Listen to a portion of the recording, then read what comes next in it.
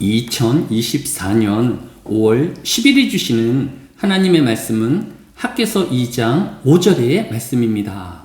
구약성경 학개서 2장 5절의 말씀을 봉독합니다.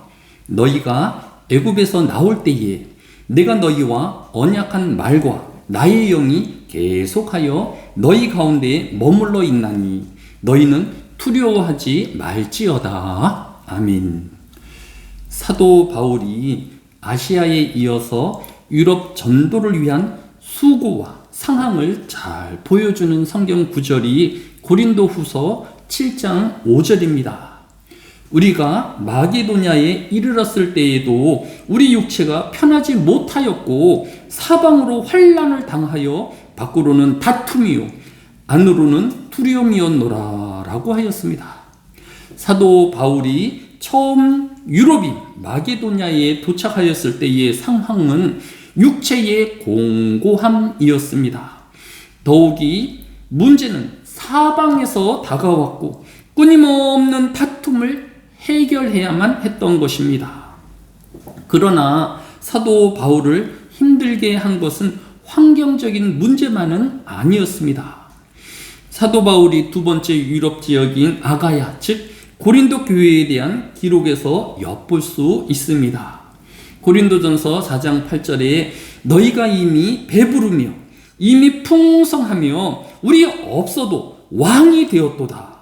우리가 너희와 함께 왕노릇하기 위하여 참으로 너희가 왕이 되기를 원하노라 라고 하였습니다. 고린도 교회는 교만하며 하나님의 말씀을 전파하는 사도 바울을 마치 왕이 그의 신하를 대하듯 비난하고 헐뜯으며 지배하려고 하였던 것입니다. 그럼에도 사도 바울은 육체의 피곤함과 그리고 끊임없는 문제 해결과 또 교회를 위한 수고와 헌신을 함께 감당하였던 것을 볼 수 있습니다. 이런 비난과 또 그들의 헐뜯음 가운데서도 사도 바울을 지키게 하고 또 교회를 위하여 헌신을 지속할 수 있었던 이유는 무엇이었을까요?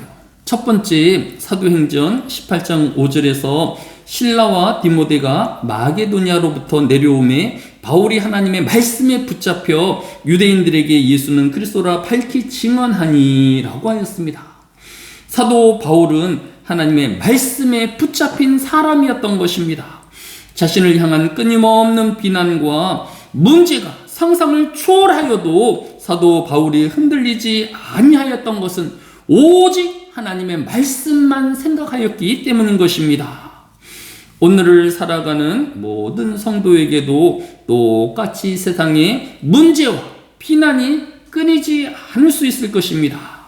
그럼에도 성도는 오직 하나님의 말씀만 생각하며 묵묵히 실천해 나아가는 이 하루 되어지시기를 예수님의 이름으로 축복합니다. 또한 사도 바울이 여러 문제와 비난 가운데 버틸 수 있었던 것은 사도행전 18장 9절로 10절에서 밤에 주께서 환상 가운데 바울에게 말씀하시되 두려워 말라 침묵하지도 말라 내가 너와 함께 있으며 어떤 사람도 너를 대적하여 해롭게 할 자가 없을 것이니 이는 이 성 중에 내 백성이 많음이라 하시더라 라고 하였습니다. 하나님은 이 사도 바울과 함께 하시겠다라며 사도 바울을 격려하여 주셨던 것입니다. 오늘 본문인 학개서 2장 5절도 너희가 애굽에서 나올 때에 내가 너희와 언약한 말과 나의 영이 계속하여 너희 가운데 머물러 있나니 너희는 두려워하지 말지어다 라고 하였습니다. 오늘도 우리는 이 세상에 여러 우겨싸움을 당할 수도 있을 것입니다. 그러나 그 가운데서도 하나님 우리와 함께 하심을 잊지 말아야 할 것입니다. 동행하시는 그 하나님께 기도하며 그의 능력을 덧입는 하나님과 동행하는 이 하루 되어지시기를 예수님의 이름으로 축복합니다. 사랑이 많으신 아버지 하나님, 이 가운데서도 하나님의 영 성령이 우리와 함께하여 주시고 말씀 가운데 머물게 하여 주시니 감사를 드립니다. 말씀으로 시작한 이 하루 오직 하나님의 영광을 위하여 살아내는 이 하루가 되어지게 하여 주시고, 주일을 앞두고 있는 모든 하늘의 교회 성도들 주일 중심의 삶이 되어지게 하여 주시고, 하나님 중심 예배 중심의 삶이 되어지게 하여 주시기로 합니다.